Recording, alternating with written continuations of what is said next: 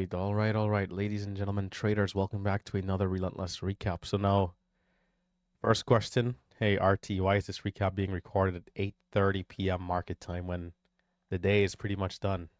Well, I avoided doing this recap. I procrastinated doing this recap because today, despite being the hottest day in maybe a year and a half, I I came in and had a small green day and pretty much that was it. So you can only imagine the FOMO. You can only imagine the what ifs, the frustration.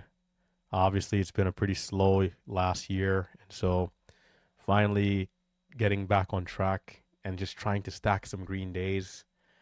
You know, my mission today was the same as my mission the last couple of days, which is to come in, try to get green, and just, take the couple $100 and get the heck out, right? Stack the small green days, build the confidence back up, and then over time take the size again. And today was a day where I couldn't help but just live in the past a little bit because in prior months, if I'm to pull up my old Trader View account, in prior months on days like this, I know what I could have done, and it just sucks to not be in the position where I could capitalize at that level that I know I could. And the reality is that days like this, I don't know if what I'm doing is right in the sense of continuing to take it slow, build consistency, build a good track record, and then size back up versus hey, today's momentum is everything you have seen and forget everything about taking it slow and just size up aggressively all the way and just go for it like you can, right? So for those reasons, this is why I'm feeling FOMO. If I'm to go back to Trader View here, I opened up let's pull it up. If I'm to go back to my old February of 2024, today reminded me of this second week right here. As you guys can see, these massive gains. Um, this is what today reminded me of. Even in fact, it was even hotter. Back in these days, I'm only using 3K size. With the size that I know I could use now, relative to what we saw today, I can't help but feel I could have done extremely well. I even took some mental trades like, hey, buying here, and then to see the stock go up $3, a dollar a share, it didn't do me any good.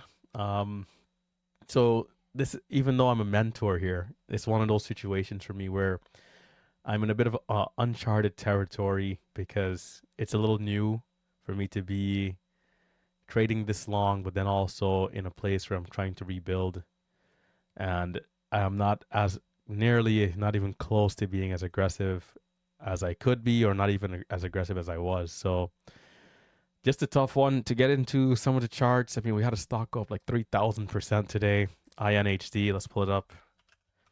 Just the things that we dream about seeing, man. Just, in fact, it went even higher here after our $64, guys, from about 30 cents in pre-market to $64. These are the type of stocks that in one day you could literally make millions of dollars on. I mean, just man, to be up $160 in this stock is, it seems like a crime, but I guess relative to my situation of trying to rebuild, it's a victory nevertheless. So if we go to full screen here, I mean, just insane. Guys like Ross Cameron are not trading the open. I don't understand why on days like this, especially.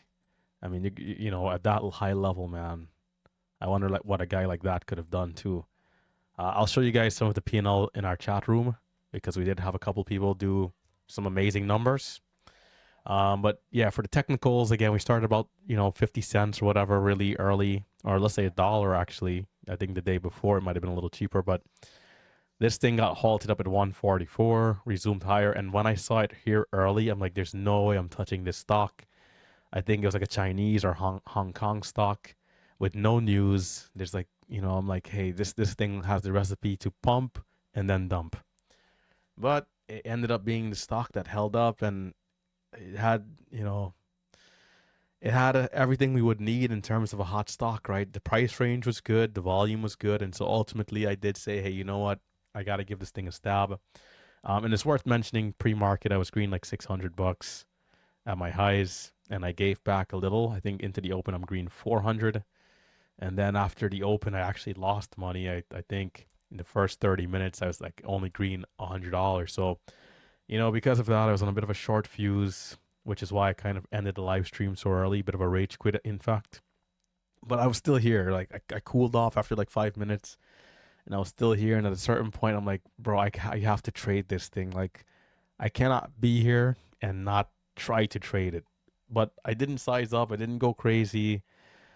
I just said, hey, at the very least, just rebuild a little bit of something, make back the losses that you had when you rage quitted, and then get back to some sense of green, and then at least that'll be your day. But again, the mindset wasn't there. In trading, we have to be willing to. I told Steve something today, right? Which mindset wise, I'm not quite there, and I need to be, which is that my desire for success needs to be greater than my risk of failing. And right now, I kind of feel a little inverted, right? It's been so slow that I've been a little too concerned about just trying to get green and not push it, right? So my risk, I guess I guess it's still there in some way in the positive side of things, but in terms of the mindset for a day like this, it's not quite there, right? So to say forget it and push it, I just quite wasn't there.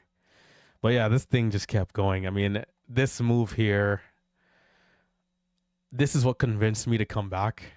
The breakout over, and this breakout is ideal for what I like because it didn't just go immediately in one move. It ripped up, it dipped the baby pullback, so we had a low of 397. It ripped up to 495. It dipped down to 435 and then went to 517. This dip in here I saw and I'm like, I felt so much FOMO because it's the type of trade where the moment we pull back here and we're holding this high, I love this entry to just rip, buy high, sell higher. And you can see it continued nicely up to 537. Quick consolidation here. Bit of a false breakout at 550. And then absolutely ripped all the way to 694. But anyhow, it went higher and higher and higher, all the way up to 894. Consolidated. I left out here, and when I came back, I did see that it was halted up. I think was it a $20 or something. I can't remember. I can't remember what happened. But anyhow, this thing ended up ripping and ripped all the way to $60 in after hours. Just quite magnificent. And because this one was so strong, we had sympathy momentum in let's see, NTP, NPT. There we go. We had sympathy momentum in NPT. And you guys will see around 1 p.m. this one ended up making a new high over 425, ripping all the way to 12. I left for lunch at this point, so I missed this entire thing. Didn't see any of this. And then same thing with SUNE. Oh man, this just reminds me so much of the old days, though. Like days like this, days like today. If I'm to be in my like at the edge of my comfort zone, all-time highs in the P&L, locked in. Today's a record day of like 50 grand. I mean, it's just what's maybe more than that, maybe 60, 70, 80,000 in one day because that's what this type of market today offered.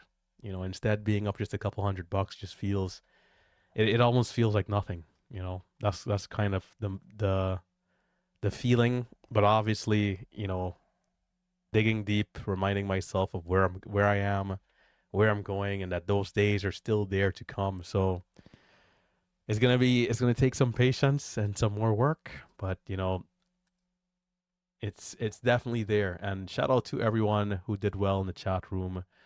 Um, here's a look at the chat room today to show you guys some of the insane profit and losses. Let's go up a little bit, and we'll make our way down. So we had a couple of smaller days from some smaller members. Let's see. Hold on. Let's get into today. But the traders who pushed it, crispy. This is at 10 a.m. 2.3K, but that's 10 a.m. right? We I don't know if there's an update on that, but You guys know Crispy, man. Crispy is an insane trader. Let's see. Phoebes, $300. Here we go. Nick, one of the MMU students, $51,000 today. These numbers will not even sound real to people who are not familiar with the market, but if you're here, you know what's going on, right? Ohad at this time, 1700. Gus, this guy lives pretty close to me. I got to meet him actually. 13,000. We have Dash early at 12 p.m., 17,000 on a day. K or Karma, let's say, $200. Charcoal, who I did do a video call with today just to, make sure everything was all good. I didn't even realize he was an MMU student. I had to upgrade his name. Charcoal at this time of the day, $75,000. Guys, this is someone's salary on a whole year in the United States that this guy made in just 2 hours of trading. I mean, again, it doesn't sound real, right? Shay, if I wasn't doing it myself at some point, I wouldn't have thought it was real either. But Shay, $12,000 today. Momo Bro, 10,500. Shay added some more, ended up at 15. Let's see. We have Marcelo at 3,000. Marcelo didn't trade anything after the open, or else Marcelo probably would have been massive green. So I said today I'm living in the P&L chat, watching on and just living in FOMO, right? Let's go down some more. We got Greek, 1K. Charcoal, who added to the day, $172,000. This is the biggest. This is the biggest P&L here that we've had in the chat room ever. I think from a intraday trade, intraday trader, right? Not a swing trade, none of that. I think this is the biggest single day P&L. $172,000 in one day, in 6 hours, 7 hours. Oh man. And during our video call, he's a cool guy, man. So Dash ended up at 51,000 on the day. This is why, like, for us, this is why we trade, right? Even when it's hard, even when it's slow, even when it seems like nothing makes any sense. It's why we continue to be consistent in showing up, because we know that when things do get hot and there are some good strong stocks, this is the results of what we can see. And of course, the PDT going down to $2,000 is a big part of this, right? Traditionally, you needed at least $25,000 in your account to be able to trade unlimitedly without restrictions. Now that amount is being dropped down to $2,000 only. So there's going to be more liquidity. There's going to be more action. There's going to be more new traders coming in. And as a result, stocks are going to be making bigger and bigger moves. And so it's definitely a time to be pushing if possible. For me, I'm going to have to, try my best tomorrow to have as great of a day as possible, not necessarily looking to chase anything or FOMO into any trades, but if we do see some good action, I need to pace myself properly throughout the day and at least get a better day than today, because I know what I can do, man. OHAD 3.5 on the day. It's just a whole different world. And by the way, shout out to Dash, who this guy is an MMU student as well that I gave the course to, and he's utilized it very well. He's now at $1 million in gross profits. So big shout out to him. He's absolutely incredible. Way to go. Let's see, Phoebes at 500. And I think that's everyone who posted. So there's people who are red today at max loss. If you are red, if I feel pretty bad about not making more, if you're red, I can only imagine how much, the emotions might be getting to you. But at the end of the day, we are all in our own race against ourselves, and we're trying to get our best lap time. We utilize these guys here in the chat room and on Twitter and everywhere else as motivation to do better, because we're seeing what can be done. But we never want to compare ourselves to these people directly, because everyone is walking their own path, right? And some traders are in a different place mentally to be able to push more. And so what we can do is work to get to that higher level place that we see ourselves, right? And who knows what that will be, right? It can be a 5K day, a 10K day, a 50K day, a 100K day, maybe more, maybe 300K, right? Depending on the individual and the size they're pushing, there is no real way of gauging how great you can be. All that matters is that you work as hard as possible, study as much as you can to be able to be in that place where you are a better version of yourself. Can you be better than you are? Can you be better tomorrow than you are today? And continue to do that over and over and over to where you're at a point where you're very refined. You're at the edge of your comfort zone. You're pushing. You're expanding, and you're utilizing this word right here a lot. This phrase here, PR, personal record day, right? So the journey continues. Um, it's not the type of day I would have wanted relative to the moves that we had, the action that we had, but I'm grateful to be green. And I think crashing out just a little bit in terms of like the let it out chat. So we have a let it out chat where we'll go to just like, kind of scream a little bit because we didn't do exactly what we would have wanted on a particular day. It's the perfect place to just, let it out. In fact, you guys will see I have on my gym attire. I'm able to do this recap because after the gym, I can think a little bit more clearly and I can finally face reality of accepting the day. As we know, trading can be pretty emotional. And so you got to make sure to stay sound no matter what, because at the end of the day, tomorrow's another day. And if you're not ready for tomorrow, then you can spiral, you can snowball, you can be in a much worse position. So whether you're max loss, max green, or somewhere in between, just make sure to come correct tomorrow with a good game plan so that you don't end up fumbling the day or get too aggressive or be too passive, whatever the case might be. So you can be just right in that Goldilocks zone to make sure you capture the moves as best as you can. So with that being said, not too much technicals here, more of a rant, just, going through the day and how things transpired. But nevertheless, very grateful for the opportunities. Short sellers, I do feel sorry for those guys because some people probably blew up their accounts. As you guys know, the risk to the short side is limitless. For those of you who might be new, when you short a stock, you're buying it, looking for it to go down. But when it goes up infinitely, which it seems like we had today, the risk against you is somewhat unlimited. So you got to be careful. You got to watch out. You got to protect yourself, respect your stop loss, and never push too far versus your limits of max loss because you can really blow up at your account at that point. That's the risk of trading. Even for us traders who are going long, we can easily get caught in a big drop and average down into it. And if it happens, our entire accounts can be at risk, right? And so part of our job description is to manage risk. And so we have to do our best in that aspect.